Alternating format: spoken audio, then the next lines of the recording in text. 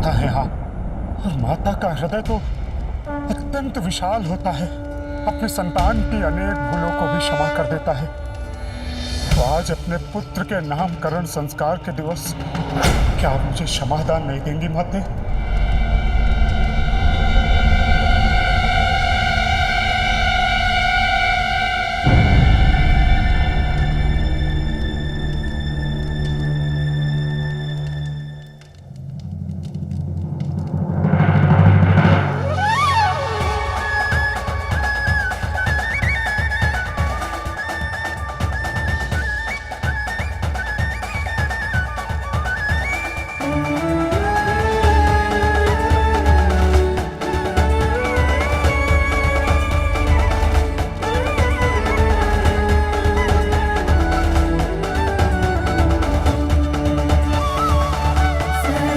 आज के शुभ अवसर पर मैं किसी को निराश कैसे कर सकती हूँ?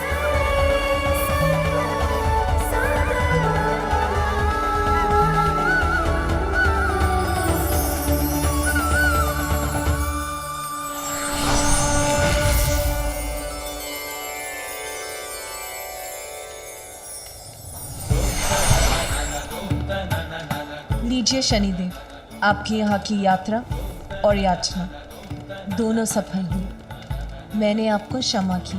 मेरा पांव पुनः कुशल हो गया, अब कोई पीड़ा नहीं है मुझे। मुझे क्षमा करने के लिए आपका कोटि कोटि धन्यवाद माता।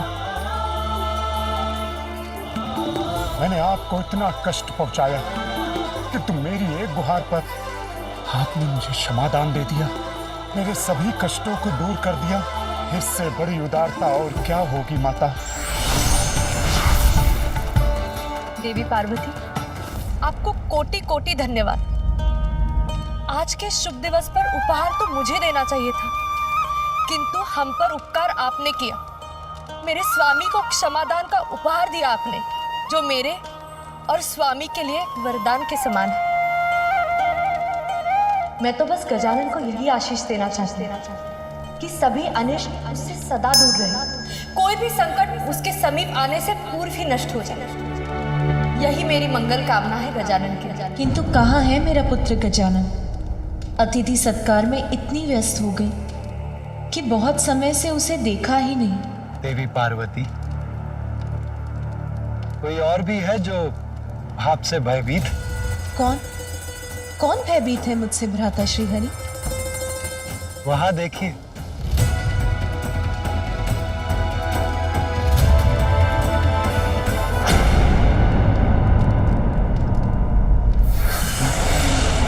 बालक, मेरी बात सुनो और स्वीकार करो। अब तन और मन दोनों से तुम मेरे नियंत्रण में हो। बालक, चलो मेरे साथ चलो बालक।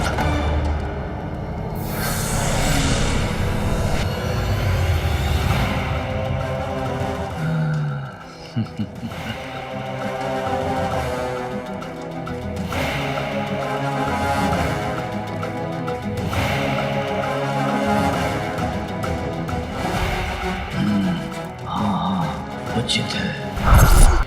आगे बढ़ो बालक, बढ़ो आगे। चलो मेरे साथ, चलो बालक।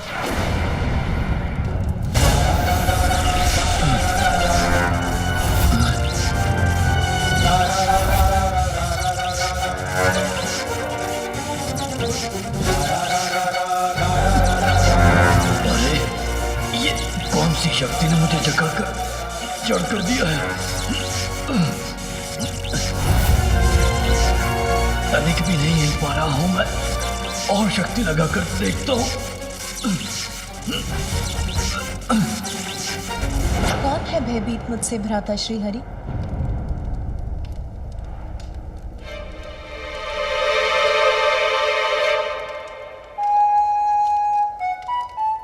भ्राता नारायण, वो तो देवर्षि नारद है ना? वहां क्यों छिपे हैं? यहाँ क्यों नहीं आते? उन्हें मुझसे क्या भय? क्यों ना इस प्रश्न का उत्तर उन्हीं से पूछ ले। देवर्षि नारद, यहाँ आइए। देवी पार्वती आपसे कुछ पूछना चाहती है।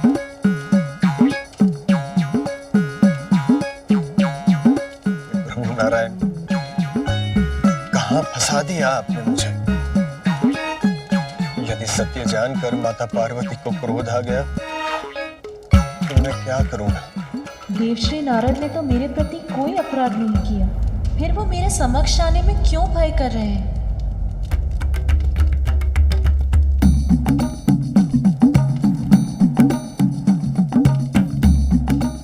देवर्षि, आपके मन में जो भी विचार, निसंकोच होकर देवी पार्वती से कहिए।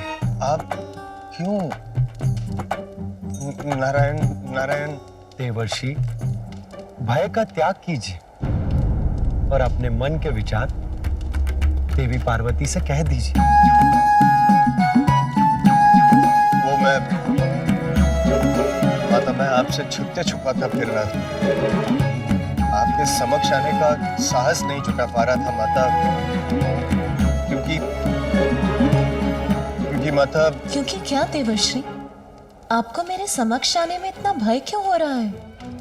बहुत बड़ा दोष है मेरा माता।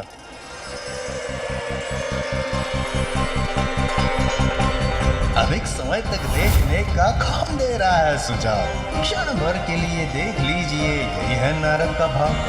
क्षणिक देख के घुमा लीजिएगा अपनी दृष्टि, इसमें कहाँ घूमने वाली है सृष्टि। मैंने ही शनिदेव को अपने शब्दों के जाल में उलझा कर दिया भ्रमित। तो कैलाश आकर आपके पुत्र का मुख देखने के लिए किया प्रेरित।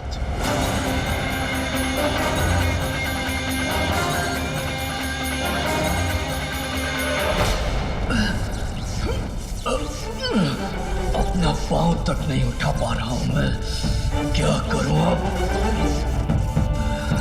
हाँ, उचित है, उचित है, उचित है। ये तो स्वर मेरा था, किंतु मैंने तो कुछ कहा भी नहीं। तो मेरे स्वर में मेरे शब्द, मेरे मस्तिष्क में कौन दौड़ा रहा है? कौन बुन रहा है ये मायाजाल? उचित है, सर्वथा उचित है। सुनो मेरी बात। ये किस अदृश्य शक्ति ने घेरा है मुझे, जिससे मैं अपनी संपूर्ण शक्ति लगाकर भी भेद नहीं पा रहा हूँ, जिसने मुझे यहाँ जड़ बनाकर अपने ही शब्दों की गूंज को सुनने के लिए विवश कर रखा है।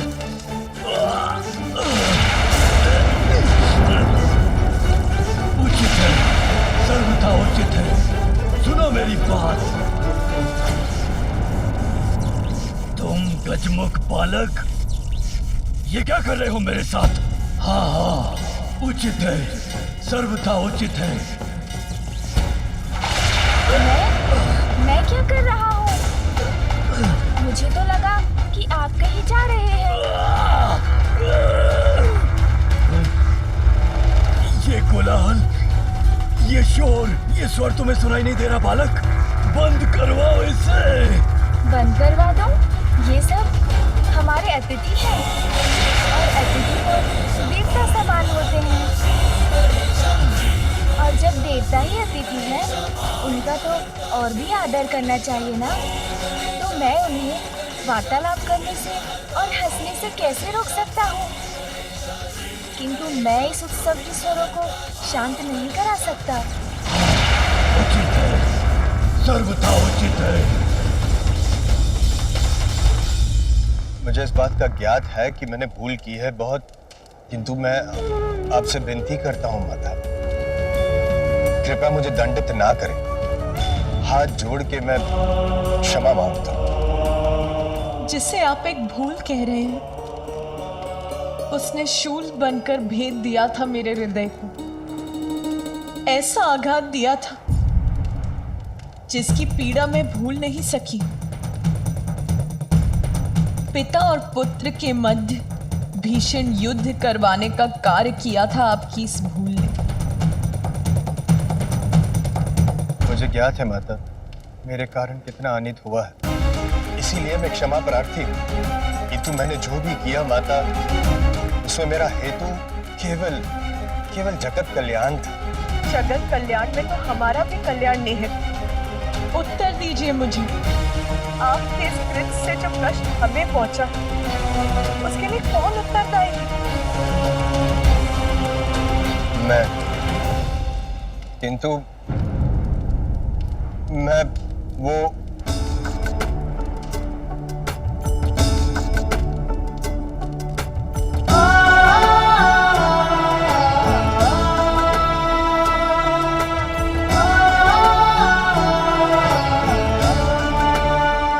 किंतु अंत भला तो सब भला।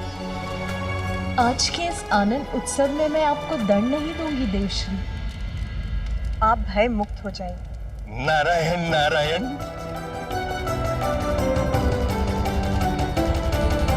किंतु प्रत्येक क्रिया की प्रतिक्रिया अवश्य होती है। ये मत भूलिए देवश्री, व्यक्ति का कोई भी कर्म, उसकी कोई भी भूल नियति कभी नहीं भूलती। अपने कर्मों का परिणाम तो सभी को भुगतना होता है देवश्री। आपकी इस भूल के कारण एक समय ऐसा आएगा जब आप भी अपने पिता ब्रह्मदेव का विरोध करेंगे और अपने पिता के विरोध जाना आपके लिए शुभ नहीं होगा देवश्री। मैं आपको दंडित नहीं करूंगी। किंतु नियति न्याय अवश्य करती है और ये नियति का न्याय होगा। हे माता, कृपया बताएं मुझे कि क्या होगा, कैसे होगा। यदि आप मुझे इस बात का संकेत दे देती तो मैं सावधान हो जाता माता। नियति का न्याय निर्धारित होता है, इतना तो जानते हैं ना आप देवश्री। जो भी होगा भयंकर होगा, किंतु वो आपके समक्ष समय आने पर ही आएगा।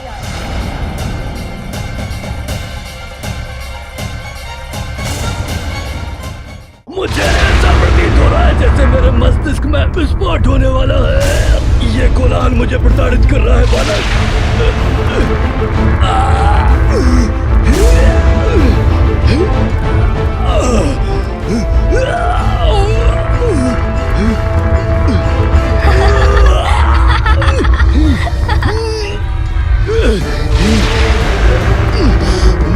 अवश्य दिव्य है ये बालक और अनेक दिव्य शक्तियों का स्वामी है, किंतु इसे इसका भान भी नहीं। मैंने अपनी शक्ति से इसको सम्मोहित करने का प्रयत्न किया, किंतु विचार का जो वार मैंने इस पर किया वो तो उल्टा मुझ पर ही पड़ गया और मैं यहाँ जकड़ कर रह गया।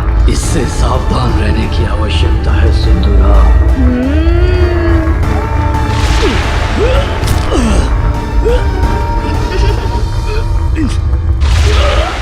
मुझ पर दया करो। अरे ये आप क्या कर रहे हैं?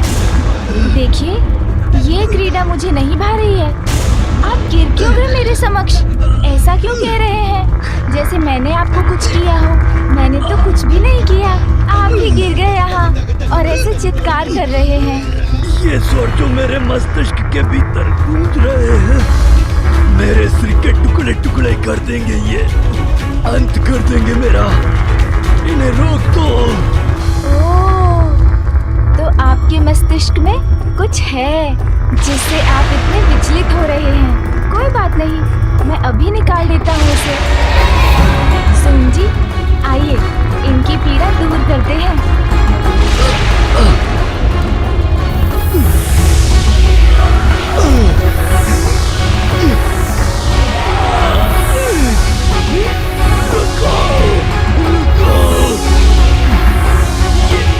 ये क्या हो रहा है मेरे साथ?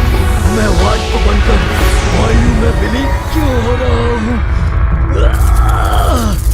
अरे सोन जी के ऊपर ये मक्खी कहाँ से आ गई?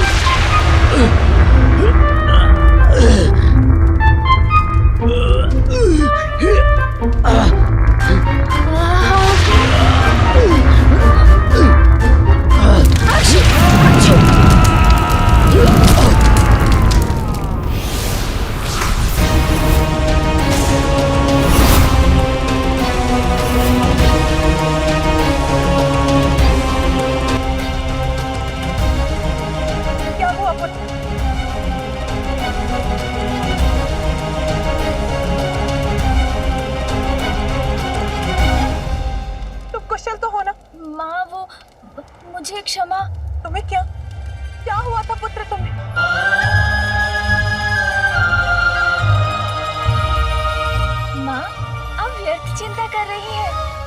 कुछ नहीं हुआ। देखिए, सकुशल खड़ा हूँ आपके समक्ष। बस एक छींक आ गई थी मुझे, और हाँ, एक कोई थे यहाँ, वो मुझे घूर घूर कर देखते रहे। फिर उनके सर में पीड़ा उठ गई। मैंने उनकी सहायता करने का प्रयत्न किया, किंतु छींक आ गई। फिर तो उनका रूप ही परिवर्तित हो गया माँ। ऐसा प्रतीत हुआ उन्हें देखकर जैसे वो कोई भयंकर असुर हो।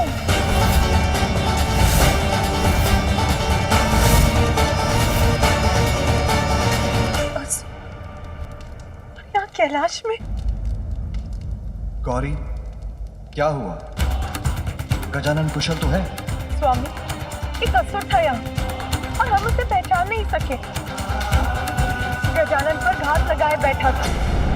कौन हो सकता है वो असुर स्वामी?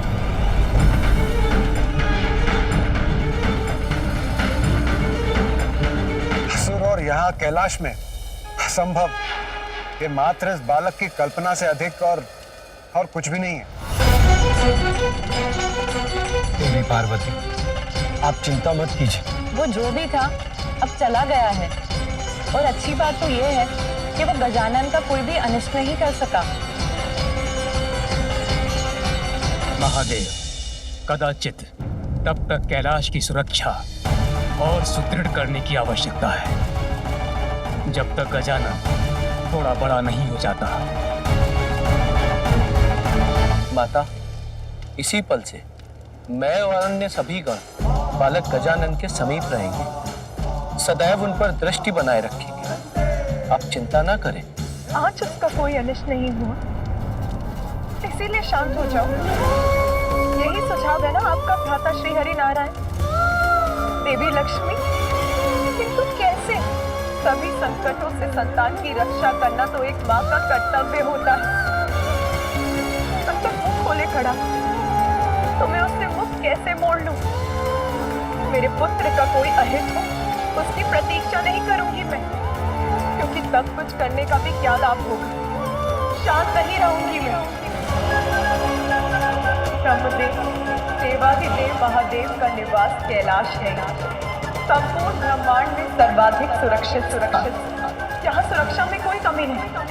कमी है तो कहीं ना कहीं प्रारब्ध में, जिसके कारण जन्म से ही मेरे पुत्र के जीवन पर कोई ना कोई संकट छाता रहा।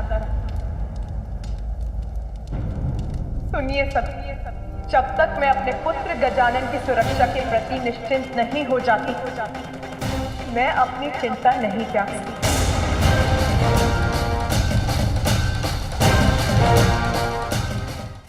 जन्म के कुछ समय पश्चात स्वयं उसके पिता महादेव के त्रिशूल ने उसके शीश को उसके तन से बिलक दिया। फिर उसे एक नवीन शीश एक गज का ही मिल सका।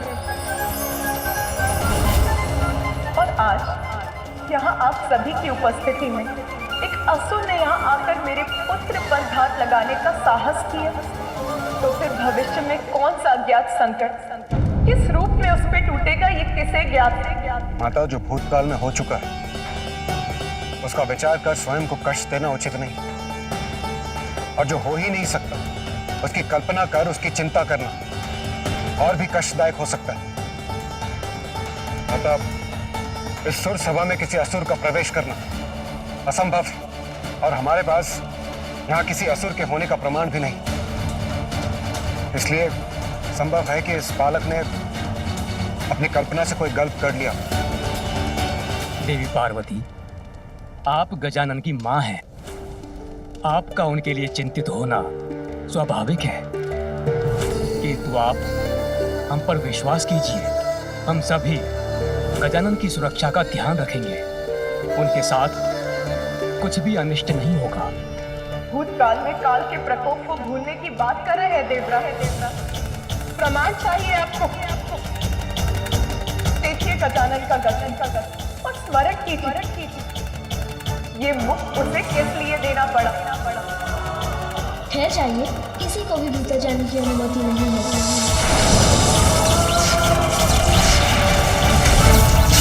ये उसके प्रारब्ध का ही प्रमाण और प्रमाण चाहते हैं आप? तो सुनिए, एक माँ का हृदय अपनी संतान पर आए छोटे से छोटे संकट को भी भाप लेता है। मेरी आशंका निराधार नहीं, मैं उसकी सुरक्षा के प्रति अस्वस्थ नहीं हूँ ब्रह्मदेव। हमें उसकी सुरक्षा के प्रति कुछ और करना ही होगा। देवी पार्वती, तो फिर आप क्या चाहती हैं? ये स्पष्ट कीजिए। मैं चाहती हूँ कि आप श्री हरि नारायण और महादेव मेरे पुत्र का प्रारब्ध परिवर्तित कर दें, उसे देवस्त्र प्रदान करें।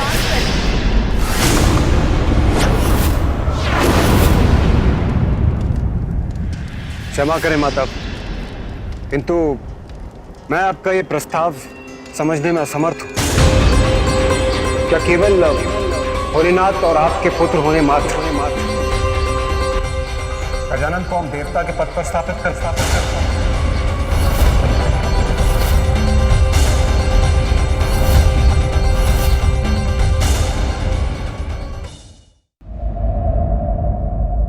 मैं चाहती हूँ कि आप श्री हरि नारायण और महादेव मेरे पुत्र का प्रारब्ध परिवर्तित कर दें, उसे देवस्त्र प्रदान करें।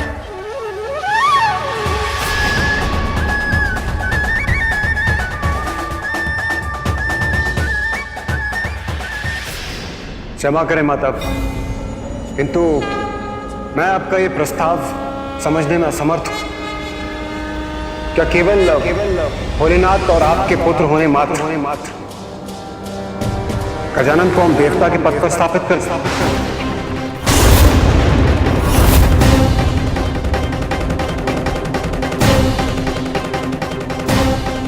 नहीं देवराज, उसे देवत्व प्रदान कीजिए, क्योंकि उसमें ही गजानन की सुरक्षा निहित है। यदि देवता बनकर यज्ञ के हावेश का भाग उसे भी प्राप्त होगा तो उसे बल मिलेगा, सभी संकटों का सामना करने में सक्षम होगा, सुरक्षित रहेगा, कोई अनिष्ट उसके निकट भी फड़क नहीं सकेगा। हाँ, ये उचित है। गजानन को देवत्व प्रदान करके हम उनकी सुरक्षा को सुनिश्चित कर सकते हैं।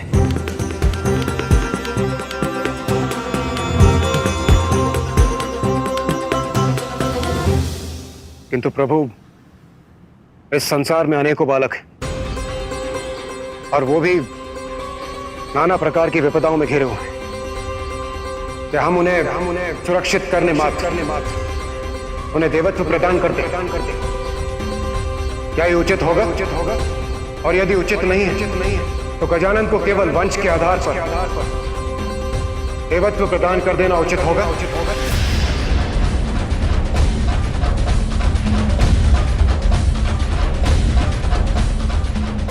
मात्र माता पार्वती और भोलेनाथ का पुत्र होने कारण हम उन्हें वो पद प्रदान करते जिस पद की योग्यता प्रमाणित करने के लिए उन्होंने अब तक कुछ भी नहीं किया,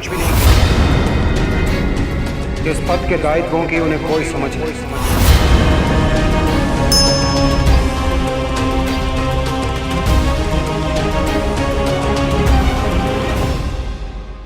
देवराजेंद्र, आप जो भी कहना चाहते हैं स्पष्ट करिए, बताइए हमें आपका क्या प्रस्ताव है।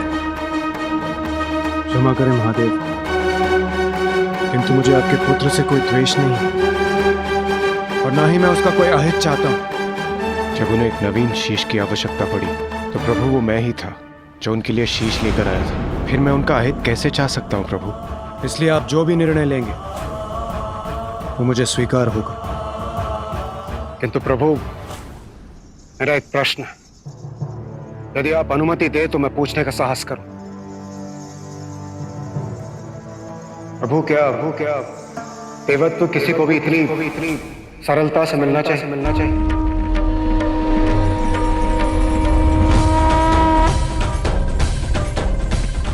देवत्व प्राप्त करने का एकमात्र कारण योग्यता प्रमाणित करने वाला कर्म होना चाहिए। जन्म नहीं।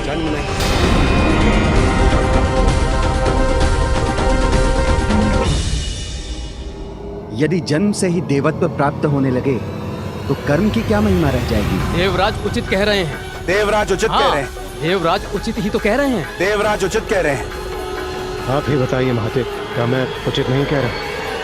गौरी, देवराज इंद्र उचित कह रहे हैं। जन्म नहीं, कर्म के आधार पर, वंश नहीं, योग्यता के आधार पर ही देवत्व प्रदान किया जा सकता है। यही उचित है। गजानन अपने कर्म से देवता बनेगा, अन्यथा नहीं।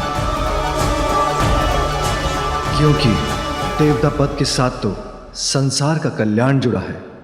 इसलिए जो अपने कर्मों से अपनी योग्यता प्रमाणित नहीं कर सकता, उसे मात्र उसके वंश, उसकी जन्म के आधार पर देवता बनाना सर्वथा अनुचित है।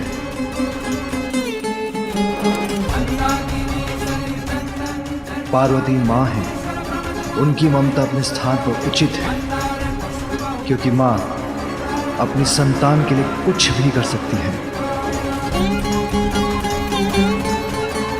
किंतु हम देवता हैं और पार्वती और मैं तो त्रिदेवों में सम्मिलित हैं। इसलिए हमारा दायित्व तो अन्य सभी देवताओं से बढ़कर है।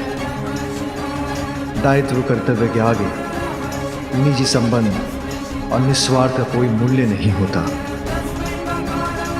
इसलिए समय के साथ साथ मेरा पुत्र गजानन अपनी योग्यता प्रमाणित करेगा, तभी उसे देवत्व प्रदान किया जाएगा, अन्यथा नहीं।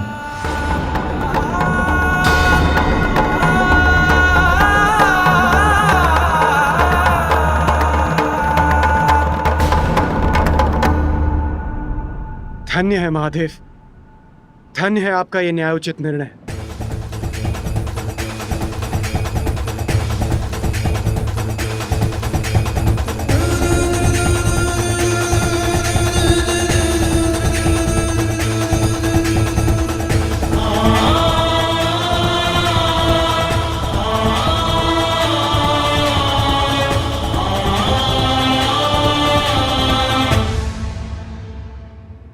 माँ, मुझे भूख लगी है। मैं बहुत भूखा हूँ माँ। अब क्या मैं कुछ भोजन कर सकता हूँ?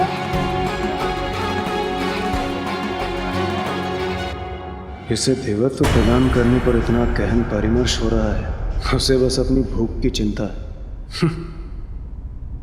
माँ, मुझे भोजन करने की अनुमति दीजिए ना। अब मुझसे भूख सहन नहीं हो रही। हाँ पुत्र, मैं तुम्हें अवश्य भोजन कराऊंगी।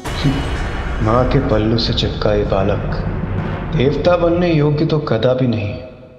भोले के नंदन भी भोले भाले, राग द्वेष व्यर्थ ना मन में पाले। माता के आंचल को पाके प्रसन्न, भोजन में क्रीड़ा में रहते मगन।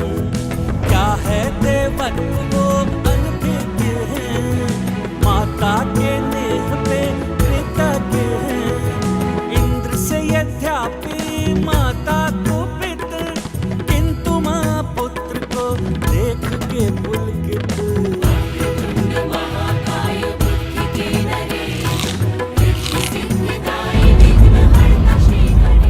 आनंद, अति आनंद माँ।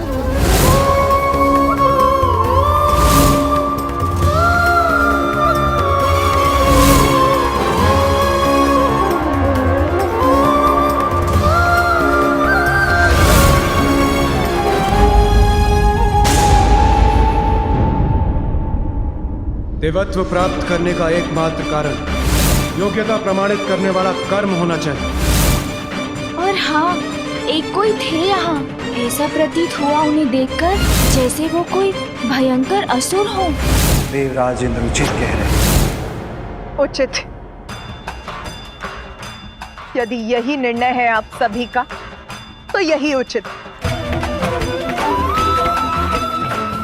देवराज, उचित और अनुचित, योग्यता और अयोग्यता की बातें करते, ये जानते हुए भी कि मेरे पुत्र ने इतनी कम आयु में इतने विशाल संकटों का सामना किया। और जब उस पर अपने पिता के क्रोध को जागृत करने का संकट छाया, तो उस समय आप सभी सर्वथा योग देवगण में से कोई भी उसकी रक्षा के लिए नहीं आया। उचित तो ये होता देवराज कि आप उससे संघर्ष करने के स्थान पर उसे समझाने का प्रयत्न करते, क्योंकि वो तो एक अयोग्य बालक है और आप सभी योग्यताओं से परिपूर्ण देवराज इंद्र। किंतु माता वो किंतु परंतु नहीं देवराज, उचित तो ये होता कि आप उसकी सुरक्षा का उत्तरदायित्व निभाते। पूर्व में उसके संहार का कारण बने थे आप, और अब उसका तिरस्कार कर रहे हैं। क्या ये उचित है?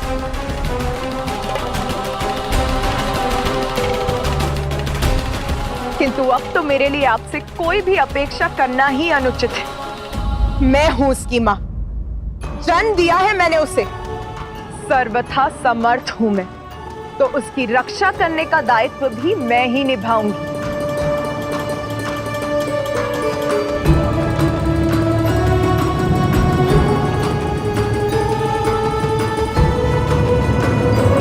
योग्यता और संस्कार जन्म से नहीं आते, कर्म से उन्हें प्राप्त करना होता है। उचित कह रही हूं ना मैं देवराज इंद्र?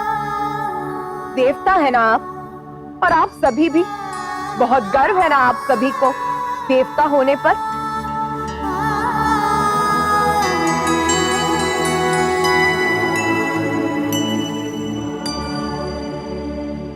संस्कार और योग्यता उचित और अनुचित के भेद बता रहे हैं ना?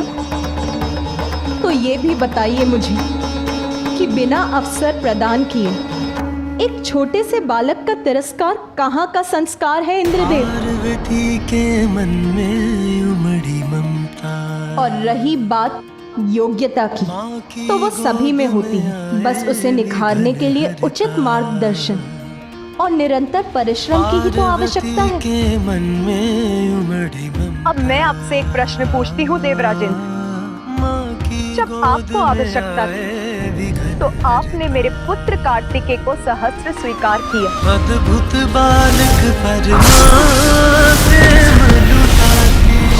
पुत्र कार्तिकेय की स्वीकार ही नहीं किया, उसे देवताओं की सेना का सेनापति भी नियुक्त कर दिया। तब आप संकट में थे ना देवराज? स्वर्ग संकट में था, स्वार्थ था आपका। विपत्ति में उचित और अनुचित का भेद भूल गए हैं आप। और आज जब आवश्यकता नहीं है तो मेरे दूसरे पुत्र गजानन का तिरस्कार कर रहे हैं आप। परंतु माता, मेरा वो अर्थ अनर्थ आपका स्वार्थ नहीं निर्धारित करता इंद्रदेव। आपका अभिमान मेरे पुत्र के अपमान का कारण नहीं बन सकता।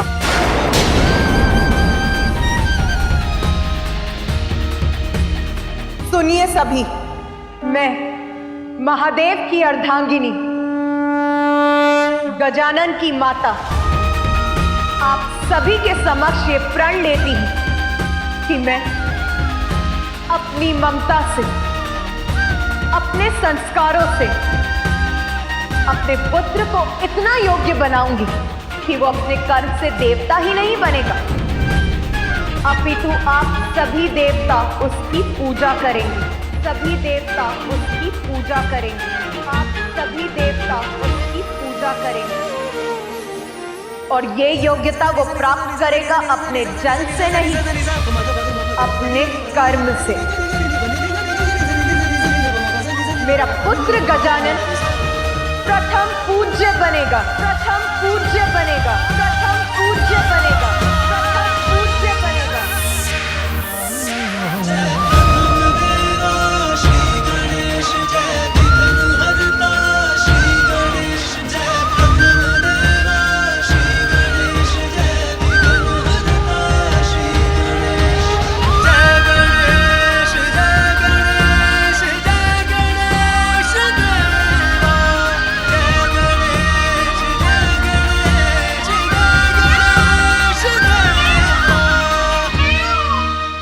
सभी एकत्रित हैं यहाँ। उत्सव है, तो फिर माता का व्याकुल स्वर मेरे कानों को क्यों भेद गया? महादेव प्रणाम। अब हमें जाने की अनुमति दीजिए।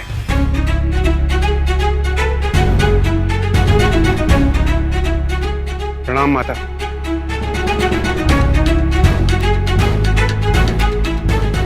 गजमुख गजानन, महादेव और माता पार्वती के पुत्र होता हूँ और ये तुम्हारा सौभाग्य है। उसी में संतुष्ट रहो। देवत्व प्राप्त करने के योग्य नहीं हो तुम।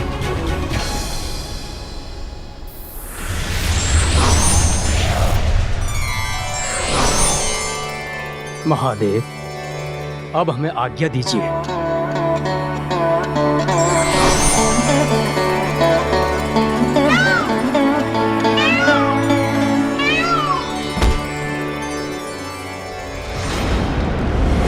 पाताल स्वामिनी सिंहिका।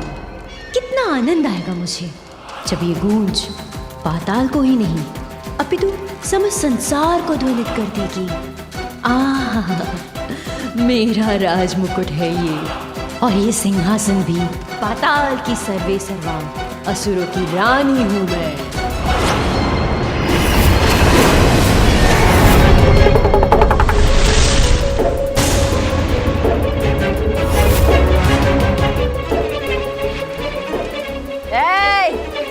ऐसे नेत्र फाड़ फाड़ के क्या देख रहे हो? झुको मेरे समक्ष, अभिवादन करो मेरा। आज से इस सिंहासन पर मेरा अधिकार है। मैं हूं तुम्हारी रानी, मैं सिंहिका। क्योंकि अब तक तो उस मूर्ख सिंदूरा की कैलाश यात्रा उसकी मृत्यु यात्रा बन चुकी होगी। कैलाश जाकर महादेव और देवी पार्वती के पुत्र का वध करने चला था वो। ब्रह्मदेव के श्राप को झुटलाने चला था वो। अवश्य अब तक उसका अंत हो गया होगा। इसलिए अब सिंदूरा के सिंहासन, उसके साम्राज्य और उसके कक्ष पर मेरा अधिकार है। तो जाओ, जिन ऋषि मुनियों को तुम पकड़ कर लाए हो उन्हें मेरे समक्ष मेरा भोजन बना के प्रस्तुत करो। भूख लगी है मुझे भोजन चाहिए, मुझे भोजन चाहिए, मुझे भोजन चाहिए।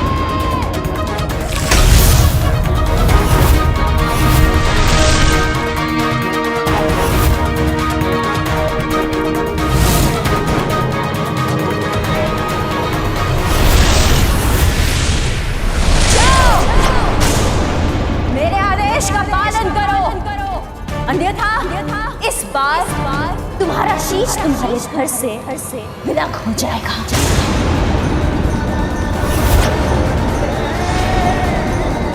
स्वामी, कुछ अनुचित तो नहीं कहा ना मैंने?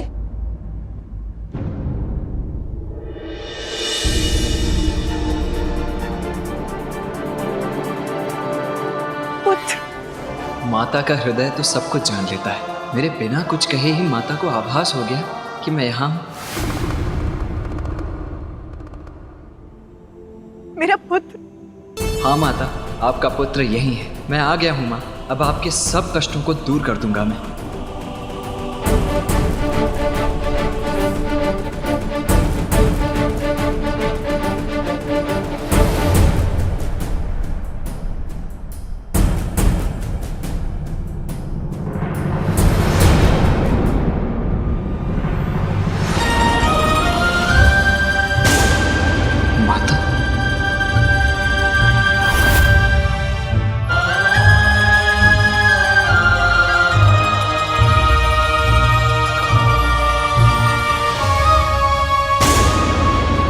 माता मुझसे मिलने मुझे आशीष देने नहीं आ रही थी।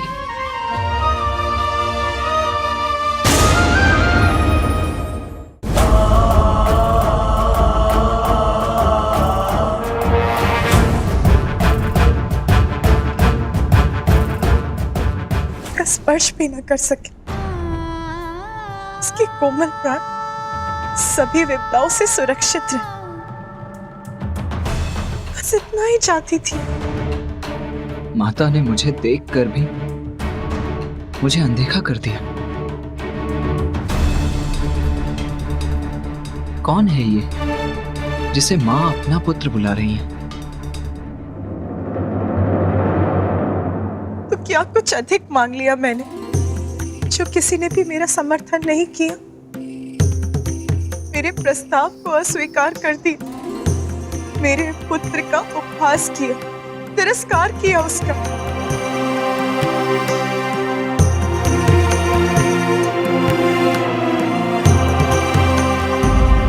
यदि मेरा बड़ा पुत्र कार्तिक यहाँ होता तो वो मेरी पीड़ा अवश्य समझता, साथ देता अपनी माँ का। तो माता ने अनदेखा नहीं किया मुझे। सत्य तो ये है कि उन्होंने मुझे देखा ही नहीं।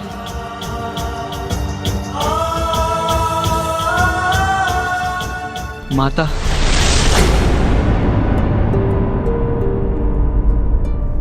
ये स्वर तो मेरा पुत्र। कहाँ हो तुम पुत्र? यही हूँ माँ।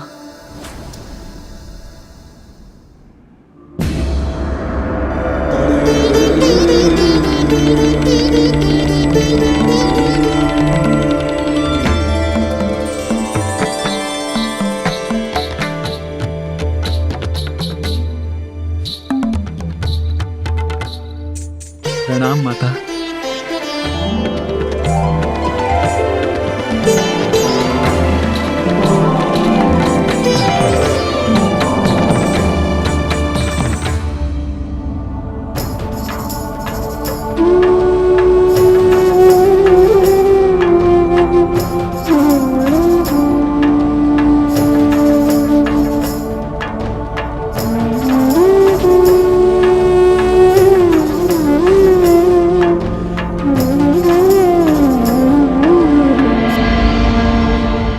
प्रणाम पिताश्री।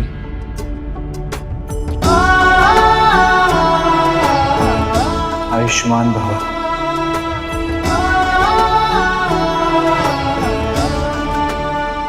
पुत्र तो मां गए पुत्र।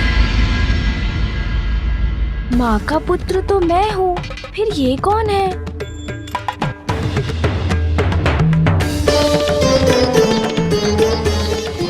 ये विचित्र कछमुख बालक कौन है और ये मेरे और माता के मध्य क्यों है? इसका हमारे परिवार से क्या संबंध?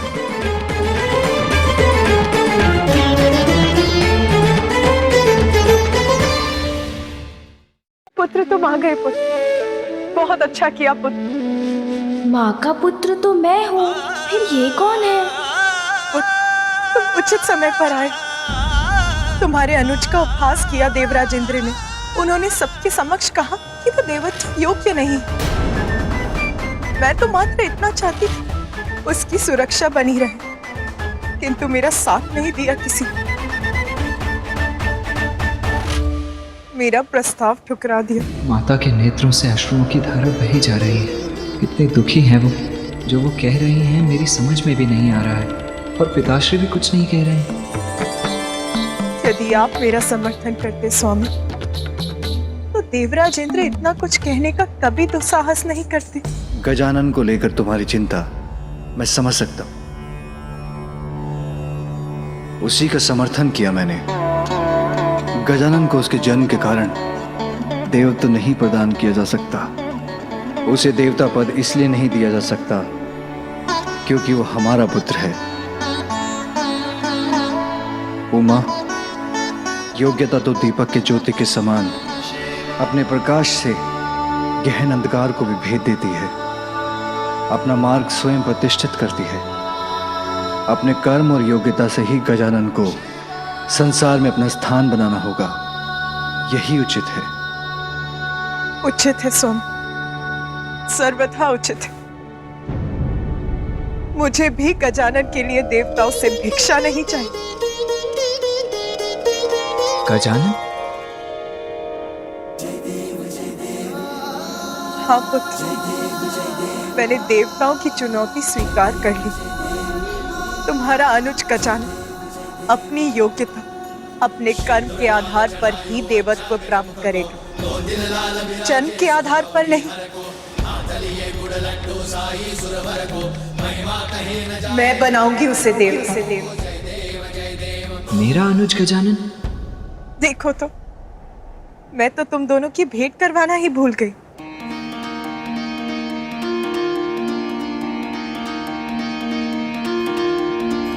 पुत्र गजानन, ये है कार्तिकेय, तुम्हारे बड़े भ्राता, और पुत्र कार्तिकेय, ये है तुम्हारे अनुज गजानन। ये है मेरा अनुज। आप मुझसे बड़े हैं ना? मेरे बड़े भैया है ना आप? हाँ। भैया! ये मेरी ओर क्यों दौड़ रहा है? भैया, मैं आपका छोटा भाई हूँ।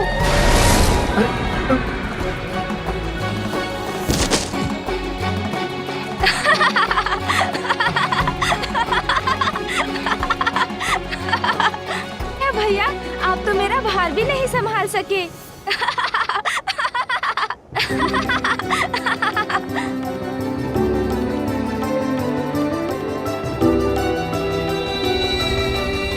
अच्छा, कोई बात नहीं भैया, गोदी में नहीं उठा सके, किंतु पृष्ठ पर तो उठा सकेंगे ना? अरे ये क्या कर रहे हो? पुत्र गजानन, जब हम स्वयं अपने पांवों पर चल सकते हैं, उन पर अपना भार उठा सकते हैं, तो अग्रज द्वारा उठाए जाने की क्या आवश्यकता है? हाँ पुत्र, तुमने तो मिलते ही अपने अग्रज पर अपना भार डाल दिया। सर्वप्रथम अभिवादन तो करो, प्रणाम करो उन्हें। प्रणाम बड़े भैया।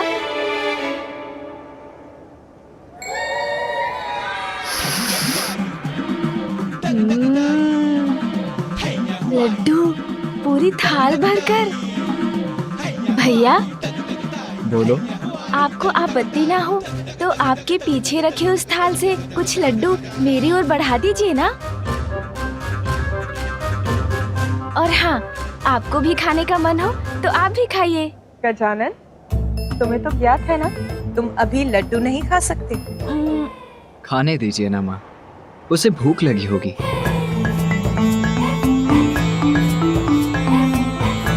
क्या हुआ माता, ऐसे क्यों देख रही हैं आप?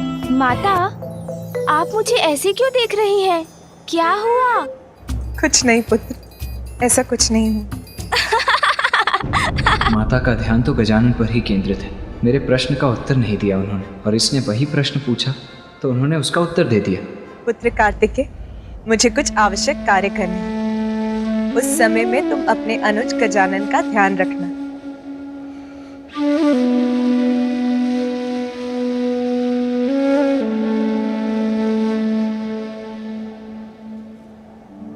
प्रतीत होता है माता को तो मेरी तनिक भी चिंता नहीं। मैं इतने समय पश्चात लौट कर आया हूँ, किंतु न उन्होंने मुझे अपने पास बिठाया, न ही मुझसे कुछ बातें की।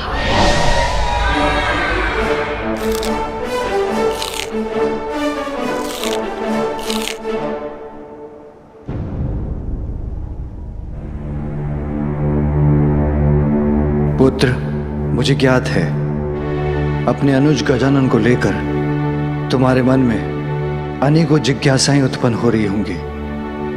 हाँ पिताश्री, मेरे जन्म और मेरे द्वारा ताड़कासुर के वध के पश्चात मेरे दक्षिण जाने के समय आपने माता को एक और संतान देने का वचन दिया था, किंतु ये गजमुख गजानन मेरा अनुज कैसे हो सकता है? तुम्हारे अनुज के जन्म और गजमुख प्राप्त करने के पीछे भी एक कथा है।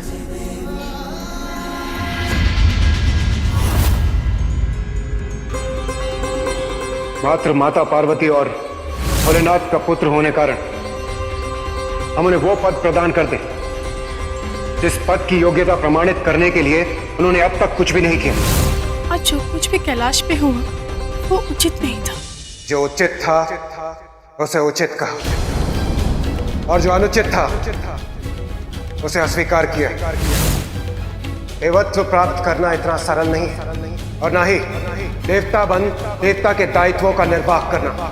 बिना अपनी योग्यता प्रमाणित किए किसी को भी देवत्व प्रदान किया जाना सर्वथा अनुचित। इसीलिए देवता पद की महिमा को स्थापित रखने के लिए उचित का साबित किया। जो हुआ वो उचित था या अनुचित ये तो समय ही बताएगा, किंतु जो आपको करना था आप कर चुके स्वामी। फिर पुनः सभा बैठाकर सभी सभासद देवताओं से अपनी ही प्रशंसा को सुनने की आपकी इच्छा कहाँ तक उचित है स्वामी?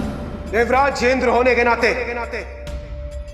ये मेरा कर्तव्य था, अन्यथा भविष्य में कोई भी देवता पद की मांग कर सकता है। क्या मैं उचित कह रहा हूँ? आपने जो भी किया वो सर्वथा उचित था देवराज। हाँ इंद्रदेव, आपने जो किया उचित किया, सही का साथ दिया आपने, और हम सब आपसे सहमत हैं। जगत जननी को निराश करना कैसे उचित हो सकता है? देवताओं के साथ सृष्टि के सभी जीवों की सुरक्षा के लिए जिन्हें अपनी कोख से संतान को जन्म देने का अधिकार खोना पड़ा, आज उनके पुत्र की सुरक्षा की बात आई तो आपने उनका प्रस्ताव नकार दिया। आपके इस कृत्य के लिए मैं माँ से क्षमा मांगूंगी स्वामी। भरपेट खाऊंगी मैं स्वादिष्ट भोजन। उस बालक ने अब तक तो सिंदूरा का वध कर ही दिया होगा। अब मैं बन चुकी हूँ पाताल लोक की रानी।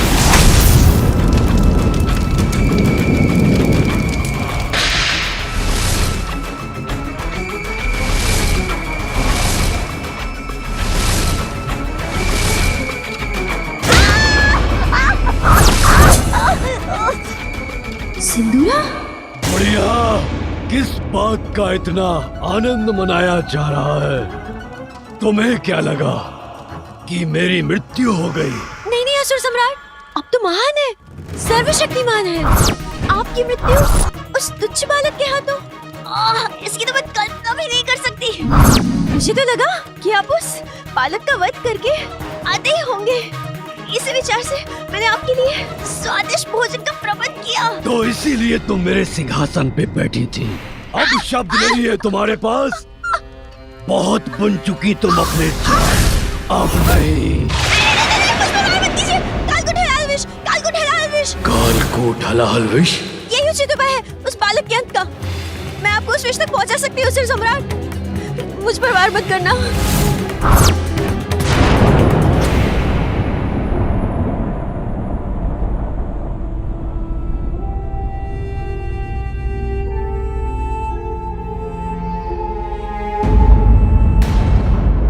मेरे पीछे मेरी परछाई बनकर कौन आ रहा है?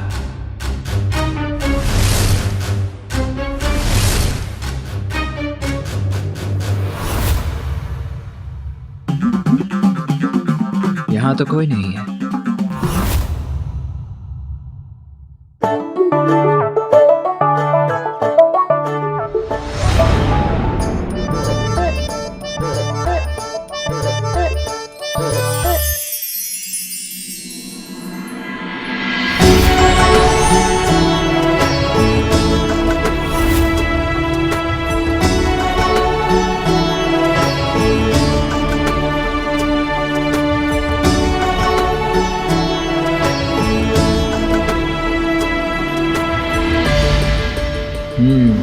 तो जो भी था उसने कक्ष में प्रवेश कर लिया है।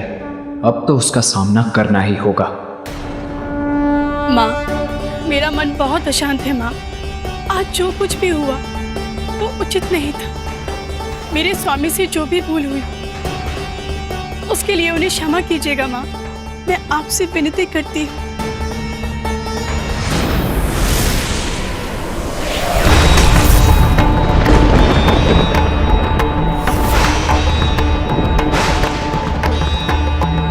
कैसा अनिष्टकारी संकेत दिया है माता ने। उनका त्रिशूल उनके हाथों से गिर गया, जिसने माता के इस मंदिर को भी कंपित कर दिया। मानो जैसे देवलोक के भाग्य का प्रकाश ही मिट गया। दया कीजिए माँ अपनी संतानों पर, दया कीजिए।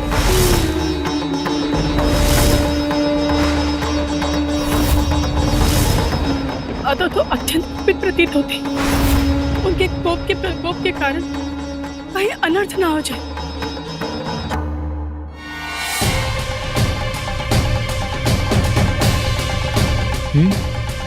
कोई नहीं, किंतु फिर मुझे ऐसा स्पष्ट आभास क्यों हुआ जैसे कोई मेरे पीछे। भैया,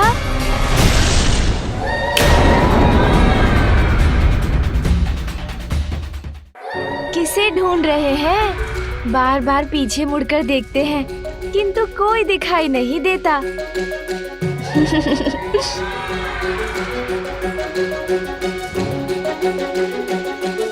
मैं तो यहाँ हूँ आपके समक्ष। फिर बताइए ना, आप किसे ढूंढ रहे हैं?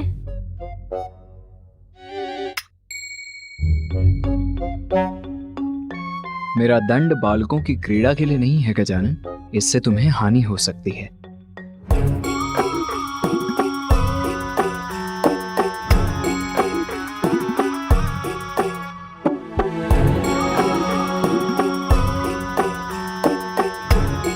क्या हुआ? ऐसे क्यों देख रहे हो मुझे? आपकी नासिका को देख रहा था भैया। बहुत छोटी है ना? मेरी नासिका से तो उसकी कोई तुलना ही नहीं। आप मेरी नासिका को देखिए, इतनी लंबी, इतनी सुंदर है। दो।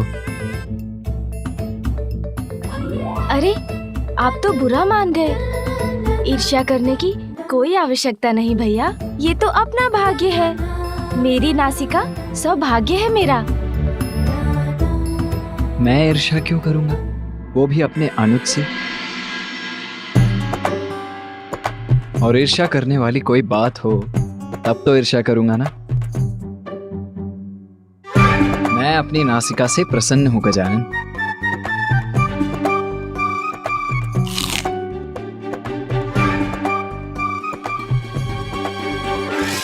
अब आपको कहना ही होगा ना कि आप प्रसन्न हैं। दूसरी नासिका तो प्राप्त नहीं कर सकते ना, और नासिका भी छोटी है। कोई बात नहीं, किंतु आपका शरीर कितने दुर्बल है आप। प्रतीत होता है ठीक से खाते भी नहीं आप। वो किस कारण? आपका मुख भी छोटा है क्या, इसलिए? योद्धा हूं मैं, और योद्धाओं का शरीर ऐसा ही होता है गजानन। अब क्या हुआ? ऐसे अपना सर क्यों हिला रहे हो? कुछ नहीं होगा क्या भैया, भाग्य है सबका। अब मुझे देखिए, माँ मुझे प्रतिदिन अपने हाथों से स्वादिष्ट फल खिलाती है, दुग्ध पिलाती है, तभी तो मैं और आप इस सुख से वंचित जो है। सत्य तो ये है कि माँ मुझसे बहुत बहुत स्नेह करती है।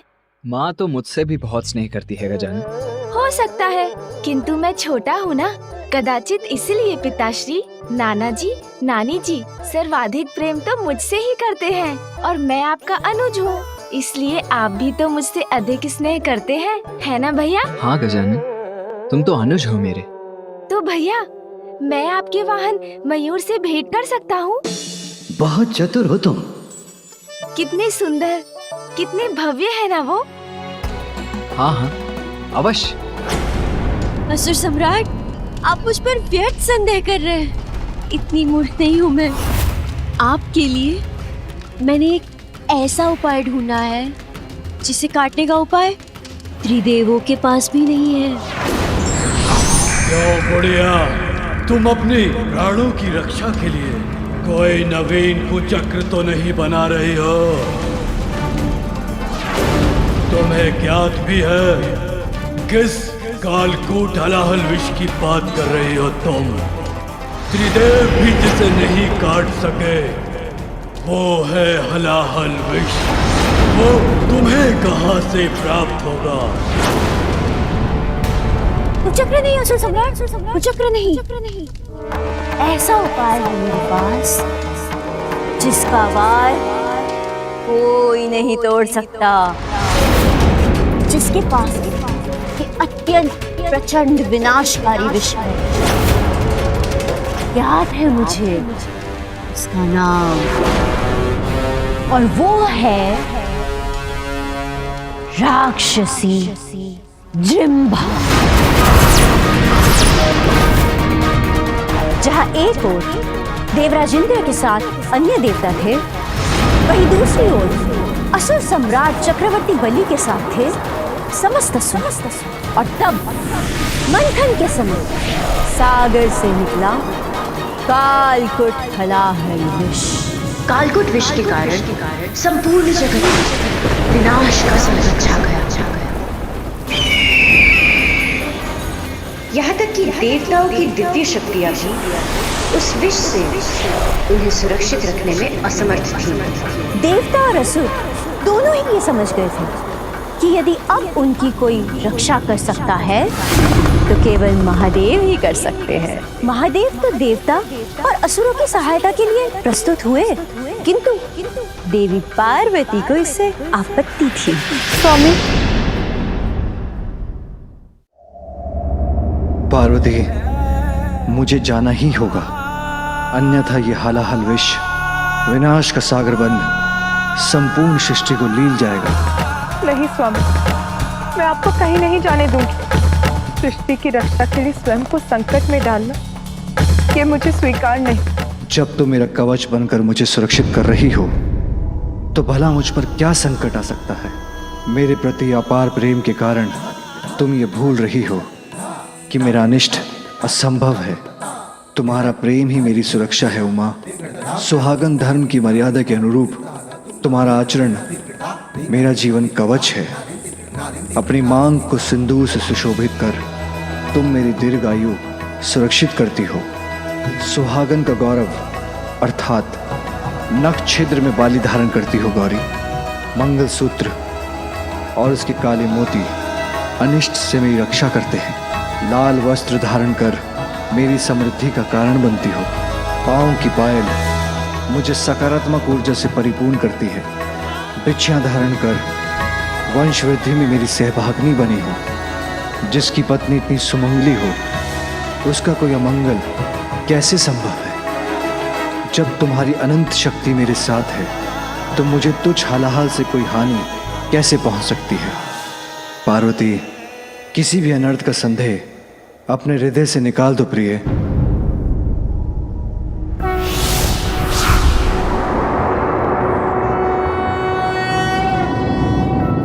नागेंद्र हाराय त्रिलोचनाय भस्मांगरागाय महादेव ने उस कालकुट हलाहल विष का पान किया। तस्मै नकाराय नमः शिवाय। मंदाकिनी सलिल चंदन चर्चिताय नंदीश्वर प्रमथनाथ महेश्वराय। मंदार पुष्प बहु पुष्प सुपूजिताय तस्मै मकाराय नमः शिवाय।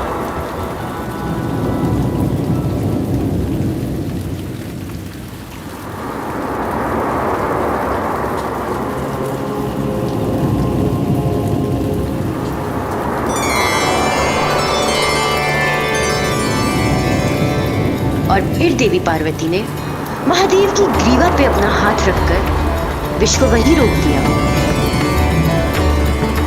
स्वामी, संपूर्ण सृष्टि तो आपके भीतर ही समाई हुई है, इसीलिए इस विष को अपने शरीर में और आगे मत जाने दीजिए, अन्यथा संपूर्ण सृष्टि नष्ट हो जाएगी।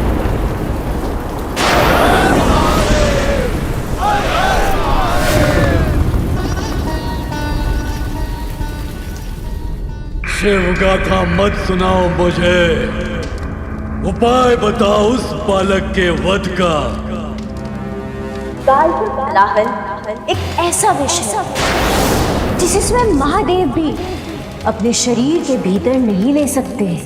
सागर में शेष कालकुट हलाहल विष की एक बूंद सागर की गहराई में निवास कर रही एक राक्षसी के पास आ गया और वही कालकुट हलाहल विष उसकी सबसे बड़ी शक्ति बन गई और वो राक्षसी है जृंभा।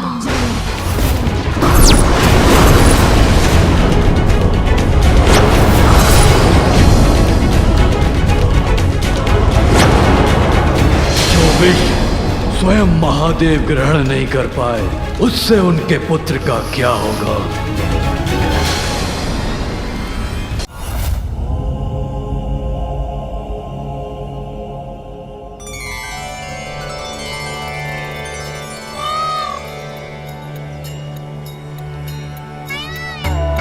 भ्राता गजानन, ये मयूर मेरा दिव्य वाहन है। मुझे इन पर अटल विश्वास है, इसीलिए ये मेरे प्रिय मित्र भी हैं। अच्छा, तो इन पर आरूढ़ होने में भी बहुत आनंद आता होगा ना? फिर तो इनमें आरूढ़ होकर देखता हूँ।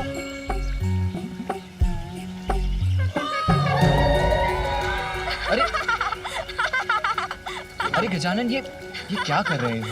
नीचे उतरो इसी क्षण। नहीं उतरूंगा। अरे संकट में पड़ जाओगे गजानन, मेरा वाहन तुमसे परिचित नहीं है। नीचे उतर जाओ, आ जाओ, आओ। मैं नहीं उतरूंगा भैया। मुझे तो बहुत आनंद आ रहा है। मयूर जी, उड़ान भरिए ना।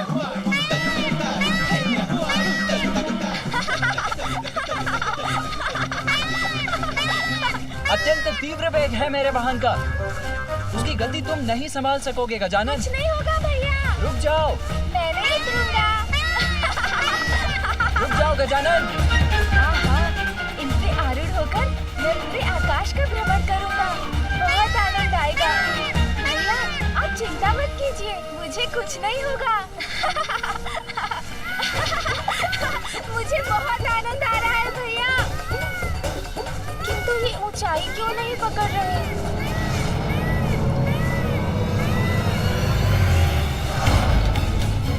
अरे, ये तो अपना संतुलन खो रही है।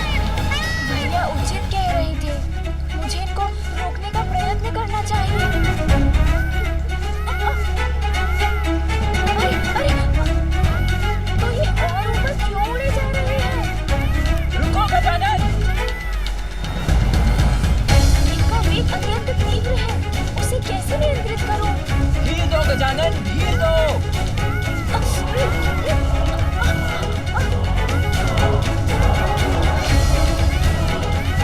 गजानन! वो राक्षसी है जिम्भा।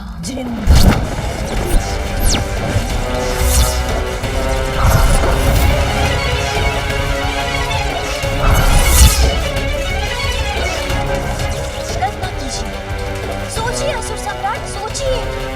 यदि उस काल को ढला है विष की एक बूंद उस बालक के उदर में पहुंच गई तो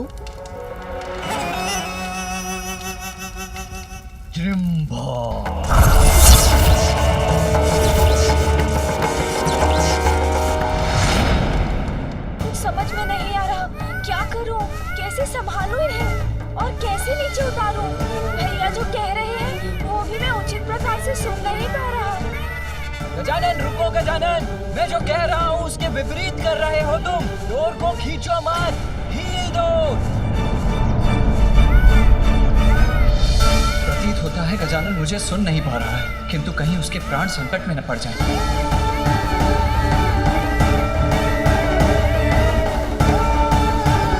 अरे, सामने तो घाटी है।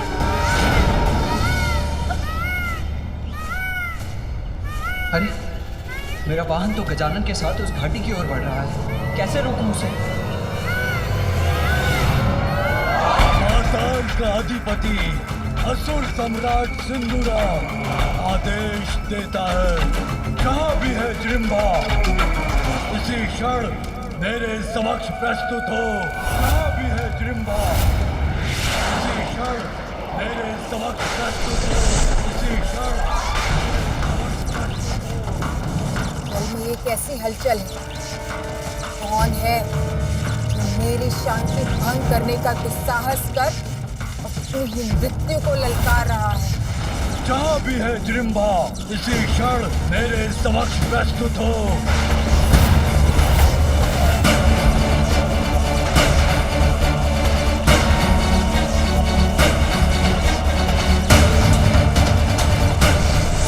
सम्राट सिंदूरा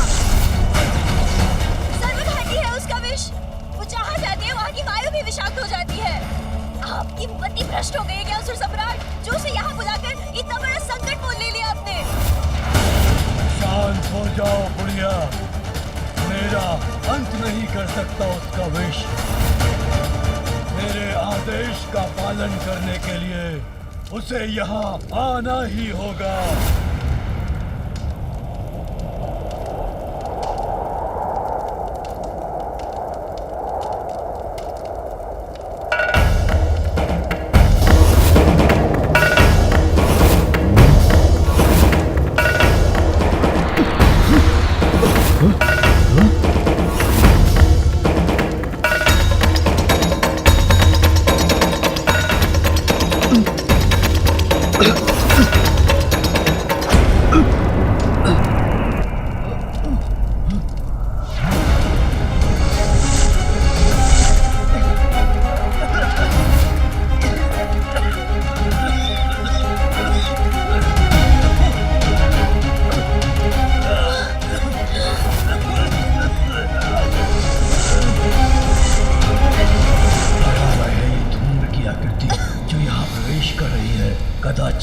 सत्य कहा था बुढ़िया स्त्री का, भयंकर है ये जन्म भाव।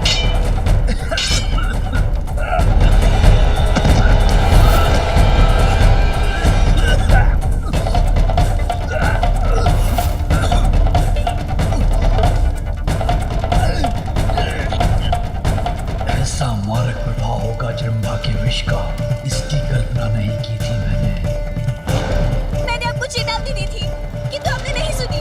अब आप देख रहे हैं ना विष का प्रभाव।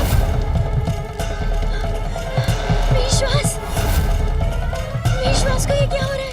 जैसे जैसे किसी भयंकर शीत का प्रभाव हो, और ये शीत उत्पन्न हो रही है क्योंकि जन्मभा यहाँ आ रही है। अब सर्वनाश होगा। देखिए मूर्खता की मेरी सूरज महामूर्ख को जन्मभा को बुलाने का सुझाव दे दिया। अब कहीं मुझे अपने प्राण न गंवाने पड़ जाए।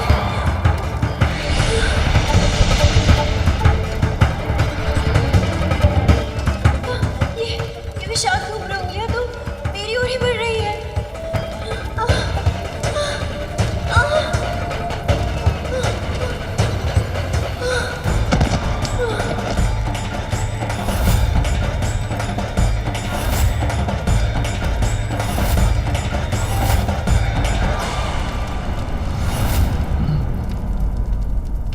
बिना पूर्ण रूप से यहाँ पहुंचे ही इतना भीषण प्रभाव है राक्षसी जन्मभा का। आश्चर्य है।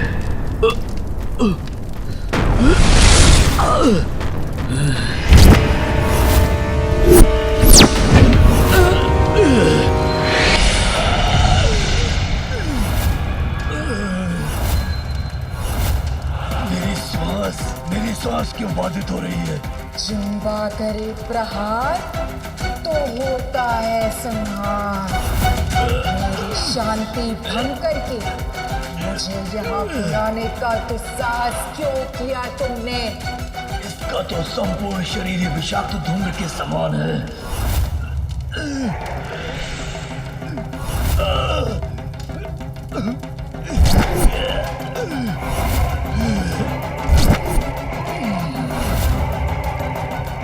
इसका विष तो मुझे भी प्रभावित कर रहा है, किंतु मेरी मृत्यु कैसे हो सकती है? उस बालक के सिवाय कोई मेरा अंत नहीं कर सकता। इस बुलावे में मत रहना कि तुम्हारे बुलावे पे मैं यहाँ आई हूँ। मैं तुम्हारा वध करने आई हूँ। जन्मभा करे प्रहार तो होता है संहार।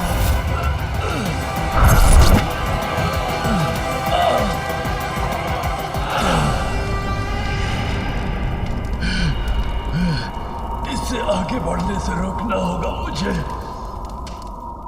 आगे बढ़ने से रोकना होगा इन्हें, अन्यथा ये घाटी के ऊपर पहुंच रहे हैं। इन मयूर जी पर तो मेरा कोई नियंत्रण ही नहीं बन रहा है, किंतु मैं बहुत ऊंचाई पर नहीं हूँ।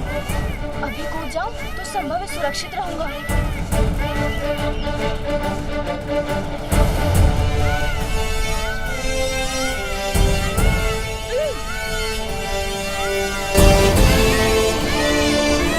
अरे मयूर जी तो और तीव्र गति से आगे बढ़ने लगे। अब मैं क्या करूं?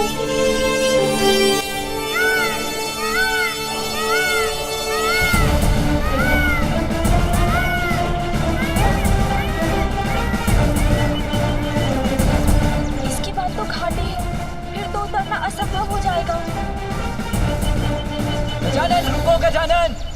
मयूर धीमे हो जाओ, नीचे उतरो। मैं जो कह रहा हूँ उसके विपरीत कर रहे हो तुम। डोर को खींचो मत। गजानन! भैया!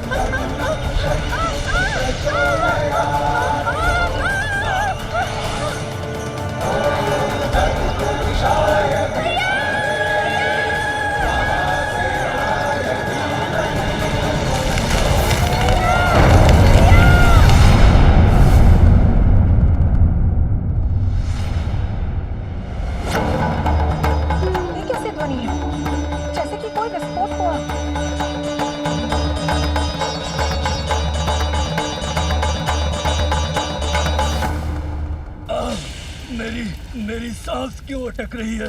जिम्बा करे प्रहार तो होता है संहार, किंतु अब तक तो मैंने तुम पर विष का वार किया ही नहीं। दुष्टा जिम्रा, वश में तो मैं करूंगा तुम्हें, विष में अवश्य हो तुम, किंतु मेरी अपार शक्तियों से परिचित नहीं हो।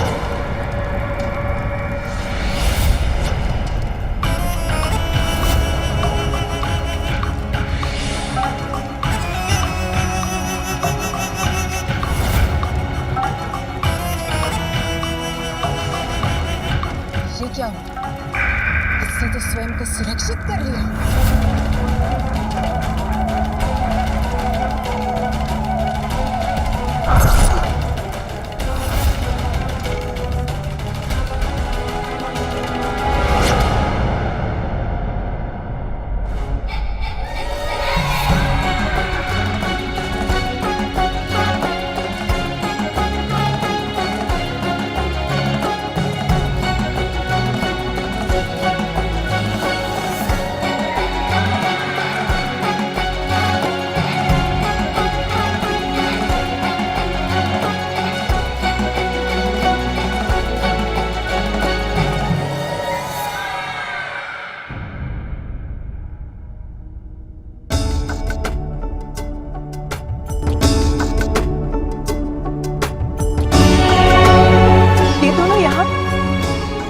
गिरने के कारण ऐसी ध्वनि हुई, किंतु ये हुआ कैसे?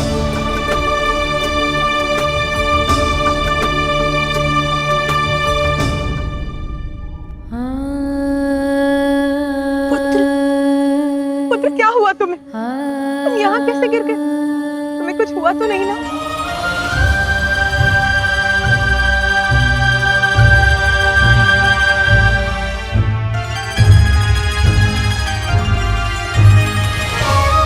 गिरा तो मैं भी हूँ, मैंने ही गजानन की रक्षा भी की है, किंतु माँ मुझसे नहीं उसी से पूछ रही हैं कि वो कुशल है कि नहीं। माँ, इसमें तो मेरा कोई दोष नहीं, भैया के कारण ही हुआ जो हुआ। मैं तो उनके वाहन मयूर जी से भेंट कर उन पर आरूढ़ होकर थोड़ा सा भ्रमण करना चाहता था, किंतु भैया ना चाहते ही नहीं थे कि मैं उनके मयूर जी पर चढ़ूं, तो बस उनके वाहन ने गिरा दिया मुझे।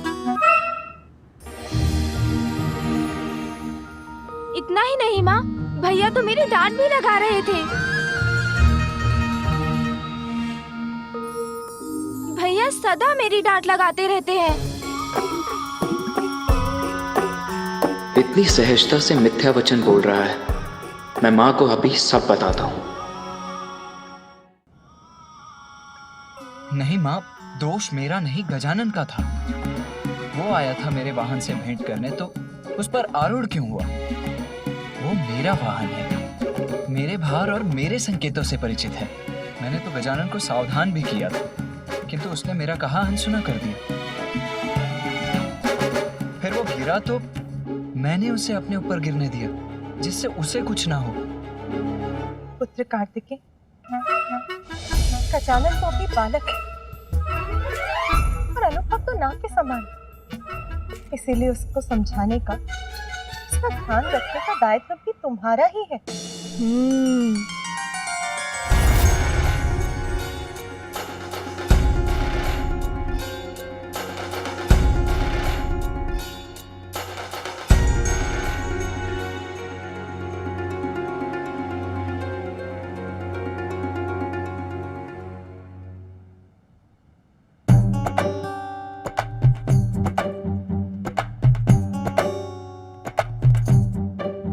गजानन गजानन गजानन, यहाँ तो जैसे एक ही नाम गूंज रहा है, गजानन ये, गजानन वो।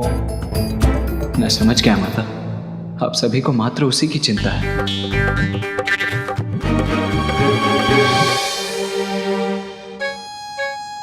पिताश्री, मैं आपका प्रथम पुत्र हूं ना? मेरा जन्म गजानन से पूर्व हुआ था, फिर भी आज आप सभी को मुझसे भी अधिक प्रिय गजानन क्यों हो गया? आप सभी को मात्र उसी की चिंता क्यों है पिताश्री? पुत्र, तुम्हें कदाचित ऐसा प्रतीत हो रहा है किंतु सत्य तो यह है, माता पिता अपना संपूर्ण स्नेह अपनी सभी संतानों पर न्यौछावर करते हैं। उनके लिए उनकी सभी संतान एक समान ही होते हैं। अच्छा अब ये सब छोड़ो, चलो भोजन तैयार है। हाँ हाँ, जाओ गजानन, माता के हाथों से भोजन प्राप्त करो।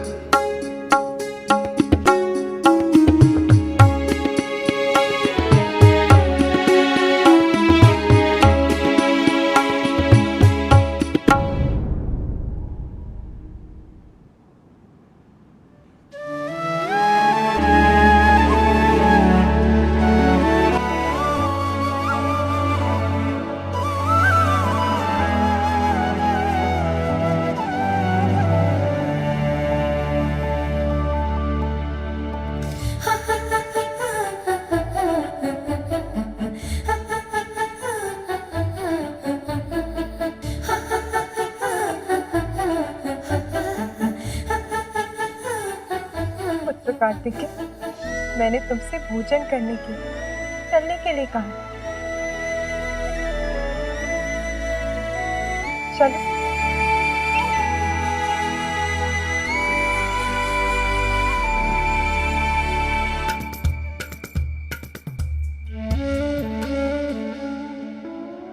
अरे माँ मुझे नहीं खिलाएगी, भैया को खिलाएगी भोजन। भूख तो मुझे लगी है। अब जाओ कैलाश, करो अपना प्रहार और उस बालक का संहार। यह है मेरा आदेश, उसका पालन करो। तुम्हारा आदेश? हाँ, जिम्बा किसी के आदेश का पालन नहीं करती। जिम्बा वही करती है जो उसकी इच्छा होती है। मैं किसी का वध करूं और वो भी तुम्हारे लिए? कदापि नहीं।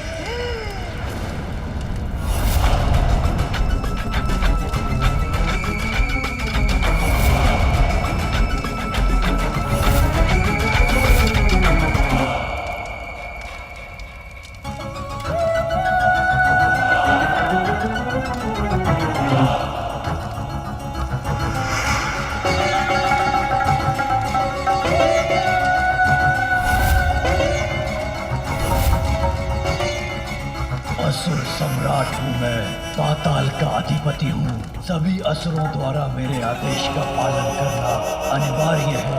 मैं जो कहूँगा तुम्हें करना होगा। तुम्हारा स्वामी हूँ मैं। आप मेरे स्वामी हैं असुर सम्राट।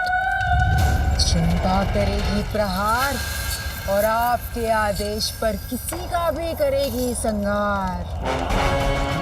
तो फिर मेरे आदेश का अविलंब पालन करो। जाओ कैलाश, वध करो उस गजमुख बालक गजानन का।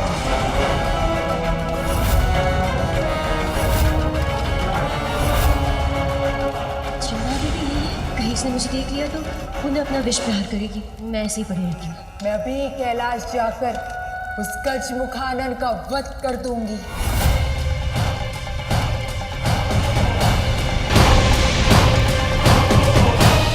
दुष्ट बालक, अब जिम्बा करेगी तुम्हारा भक्षण और कोई रक्षा नहीं कर सकेगा तुम्हारी।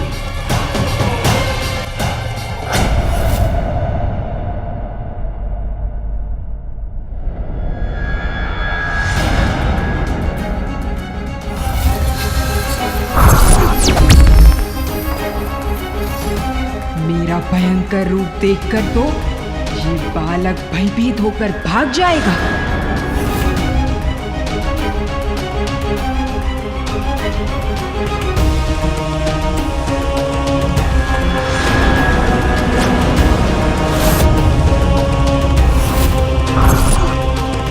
गजमुख बालक, तुम्हारे अपने ही तुम्हारी मृत्यु का कारण बनेंगे।